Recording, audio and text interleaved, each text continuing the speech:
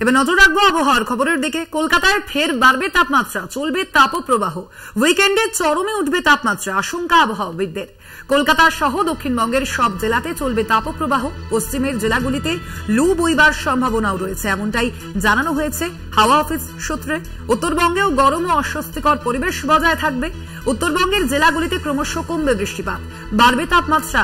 মালদা ও দক্ষিণ দিনাজপুরে কমলা সতর্কবার্তা জারি করা হয়েছে ইতিমধ্যেই। উত্তর দিনাজপুরে শুধু হলুদ সতর্কবার্তা জারি করেছে হাওয়া অফিস। আপনাদের আবারও জানিয়ে রাখি, এখনই কোনো বৃষ্টির সুখবর দিতে পারছে না হাওয়া অফিস। কলকাতায় ফের তাপমাত্রা বাড়বে এমনটাই জানিয়েছে আলিপুর আবহাওয়া দফতর। এ বিষয়ে আরো বিস্তারিত জানবো। ফোন লাইনে রয়েছেন আমাদের প্রতিনিধি শাশ্বতী রায়। শাশ্বতী, এই মুহূর্তে আবহাওয়ার কি আপডেট রয়েছে?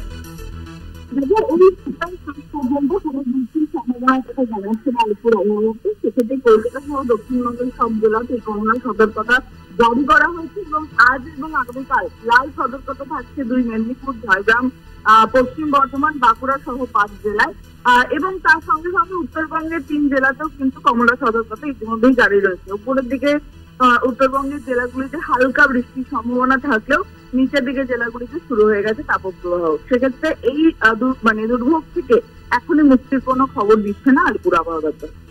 একদমই ধন্যবাদ তোমাকে শাশ্বতী।